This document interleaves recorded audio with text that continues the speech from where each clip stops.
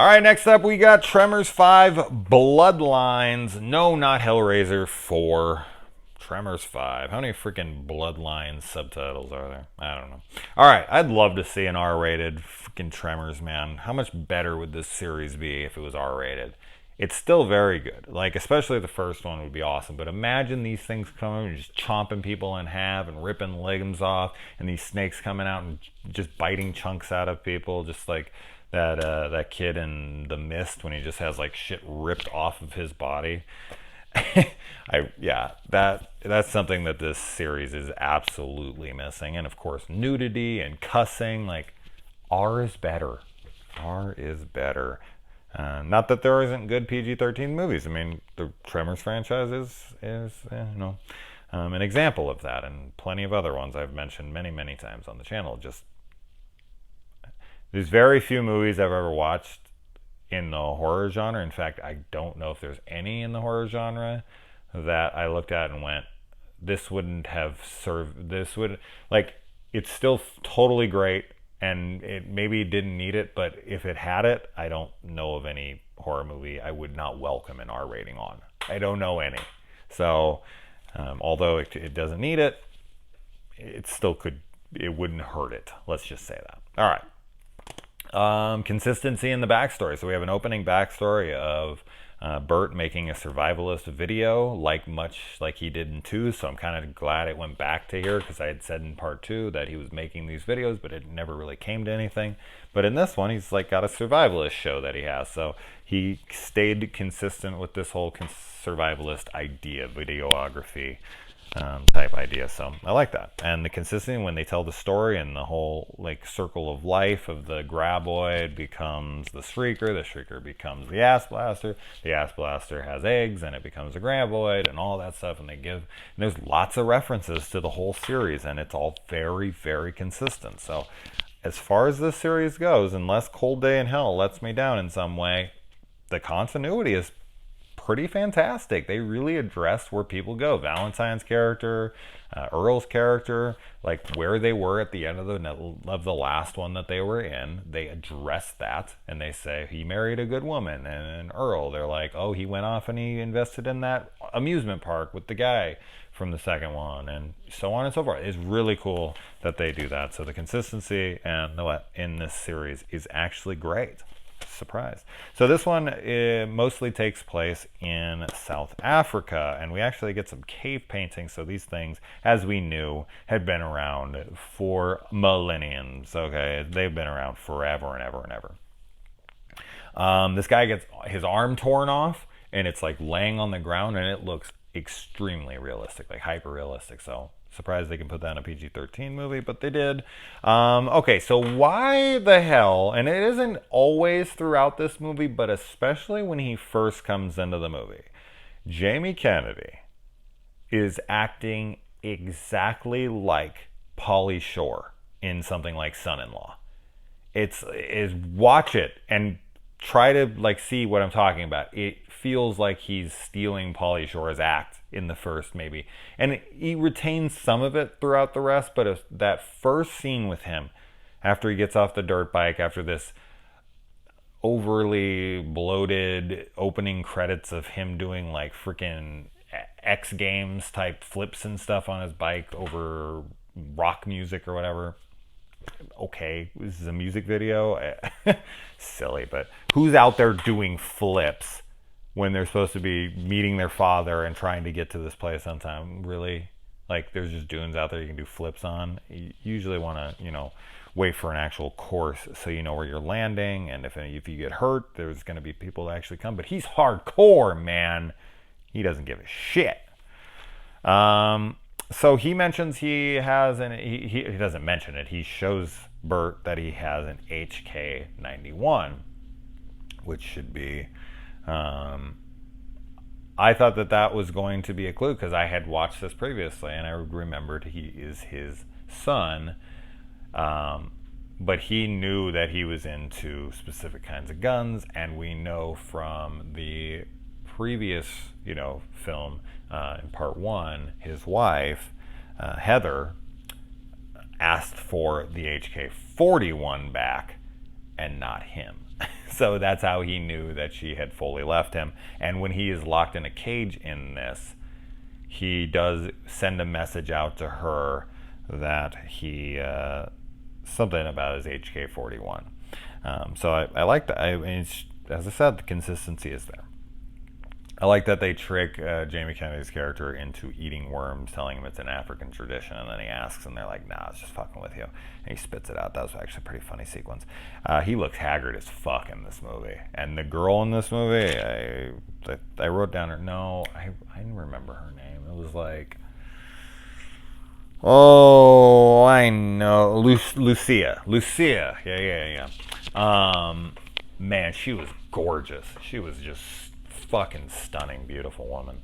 And he looks rough in this, man. He looks like Bam Margera after he lost everything. Like, he looks absolutely broken. And they were kind of hinting at something maybe possibly going on between them. I was very happy that he didn't get hurt, because I would just be jealous, and I'd be a jealous piece of shit who's raining on people's parades. But I don't know.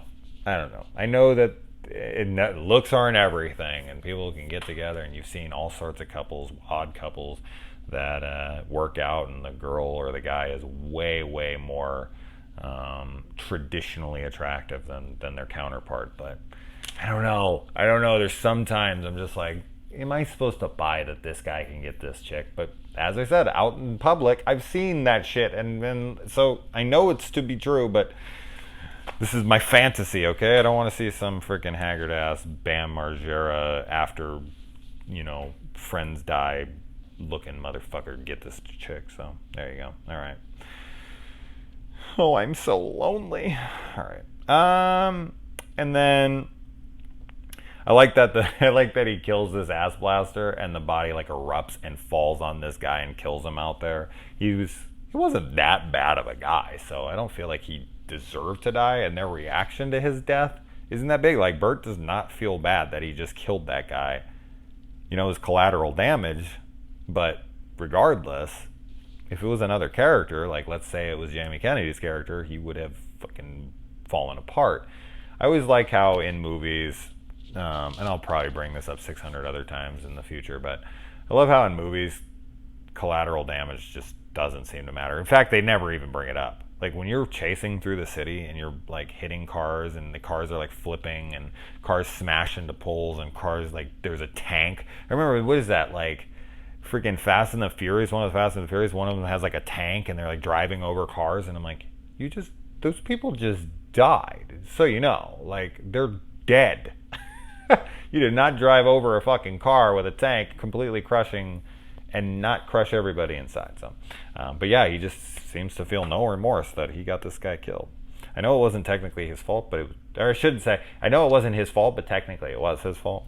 All right. Anyway, so the guy who hired them ends up being the villain, but they give this away maybe like 30 minutes into the movie, and he doesn't really become much of a threat after that. He's just running away from one of them, all beat up, and then he dies, and that's that. So the whole like villainous poacher character guy never really played into this movie all that much.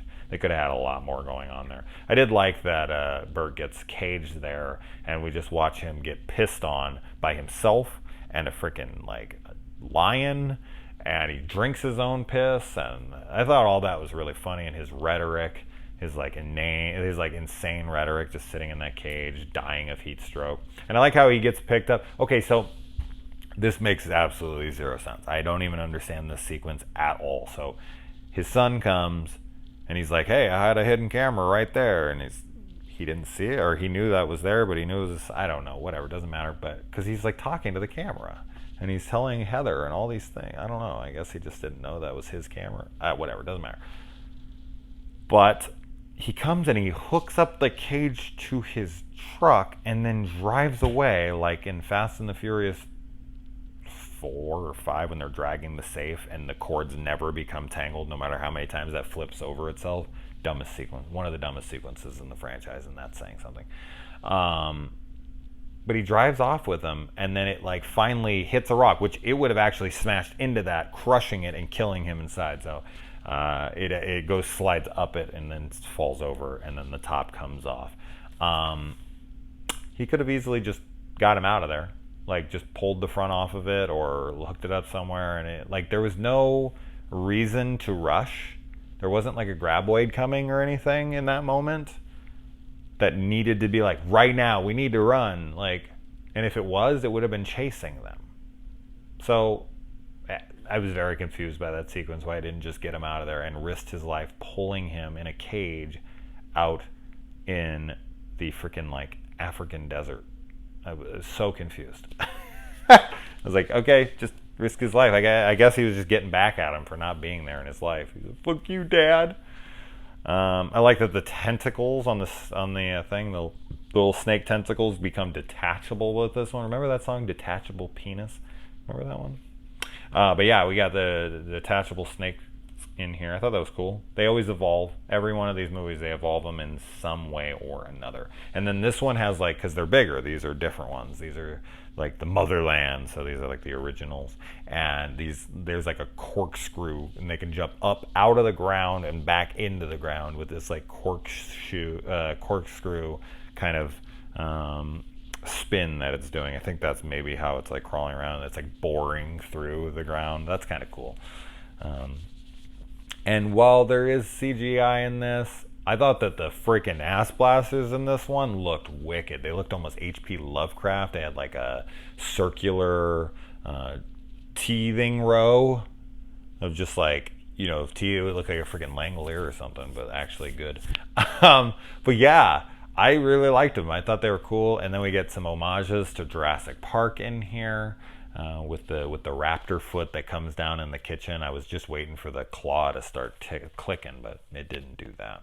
We even get a Die Hard homage in here as well. We get the like, come out to LA, have a few laughs, you know, whatever. He does that. He says something else, but it's 100% an homage to that. Okay, so he pulls a pin on a grenade with his teeth. People need to stop doing that. It's not impossible, but I would at least like them to represent that correctly in a movie and have the people actually like break their teeth, because you have to bend. Now, if you bent the little part at the back first, and then it would like easily slip out, but they purposely make them very hard. You have to twist and pull, so you'd have to like press and pull it out. It would break some of your teeth. So one of these days, I'm gonna see people actually like break their teeth on it. If I ever write a movie, I've written plenty of movies, but if I ever write a movie that gets made, I'm going to make sure I include that in one of my movies. I'm going to have all sorts. I have a whole laundry list of things that I've always wanted to see done in a movie. And all right. So they're out in Africa. They're in like South Africa, and they're out in the middle of effing nowhere. But then all the cows that they encounter are tagged on the ear. I'm not saying it's not like a possibility, but really out there, just in the middle of the freaking like wherever the hell they are, it does not seem like there's a meat farm or you know, some kind of freaking factory or some kind of slaughterhouse or anything. Like, they're just out there, and every freaking cow is tagged. I mean, maybe it's just a budget thing, and that's all the cows they could get, and they couldn't CGI all the tags off their ears. But I was like, why is there tags on all these cows' ears? Oh man! All right. And so the dude the helicopter pilot comes in. They blow up the eggs, and then the graboid comes out and eats the guy. And you think he's gone, he's dead, but he comes back and he's completely covered in bile or whatever the hell's on him, because he shot his way out and the thing vomited him up. And then they cut to the next scene, and he's almost completely clean. Same outfit, there's a little goo on the front, but it's like soaked into his clothes. So it's just like kind of wet spots in certain places, but his head, his face, his hair, his everything is completely fine. That was one of the worst I've seen in a while, man. You know those movies where you're watching and they like get out of the water and like a second later they're dry? The best time that's ever been parodied is in the movie Top Secret with Val Kilmer. So good. So good. And then, oh man, finding out you have a kid years and years later is a fear that only men can understand. Women have no idea. I mean, you can't forget you had a kid. And if you forgot you had a kid, you seriously need to seek like psychiatric care. Something's wrong with your brain. If you can't remember like 10 months of pregnancy and giving birth, yeah. But a guy, his role is it's a very lopsided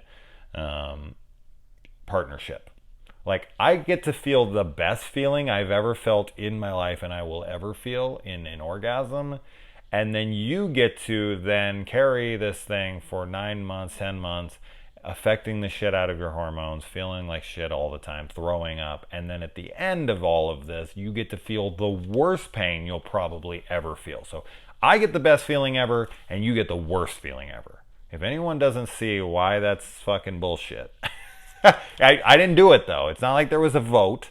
It wasn't like, how about you give her 99.9% of the responsibility? I just want to come. All right? Like, that's what I want. And then she can take all the rest. I did not vote on this. I mean, I'm not exactly displeased, but I'd be fine with taking some of it. I'm sure I'll be accused of being some cuck pussy, but I don't give a shit. It's not fair. It's not fair, but you know, it is. There's nothing I can do about it. It's not like a vote's going to change that, or this isn't some protest. This isn't some civil rights movement where I can like take on half the responsibility of it. But there you go. Anyway, but yeah, finding out you having a kid. So that's one side that you guys can't understand, and we can't understand your side. But that fear, our fear is preventable because just don't fuck around. Don't sleep with a bunch of chicks, and then years later you won't find out you have a kid with somebody, some random one night stand that you don't keep in contact with anymore. If you're gonna screw around, make sure that you always keep them in your circle, or at least around to where you know they're there, and you're like, I see that you're pregnant and this timing is very coincidental. We need to have a chat. But yeah, man, I still fear to this day that one day I'm going to have somebody come up and just be like, I have Jason tattooed on the back of my arm. And every once in a while, a kid will come up and be like, Jason. And there's just like the sting in me. It's like, don't say you're my kid. Don't say you're my kid. Go away. I already have enough, man. I have 2 and I love them. If I do have a kid out there, though, I would 100% for sure take on the responsibility that is mine, but I really hope that isn't the case. I love the kids I have, and I'm good with that. I don't want any more. Unless I meet a chick with kids, then I'm fine with that, but no more. And okay, the whole like using lightning, like, oh, you can set your watch to the lightning around here. Are we supposed to buy that? That there's a lightning bolt that's going to be at like 12:00. What is this, fucking Back to the Future? Seriously? I mean, the other one was Back to the Future 3, so I guess they're doing Back to the Future 1 here. Yeah, you know where a lightning bolt is going to strike. Come on, and when? So, that's some bullshit, but they use it and it blows up the graboid, and then they eat the graboid. They're hungry out there, man. They're gonna cook this damn thing up. They're gonna be good eating for a while. It's better than the worms they were eating before, so they're eating the big worms, the meaty worms. There you go. All right. Tremors 5, Bloodlines in the books. One more, and we will be done with the film franchise. So, adios.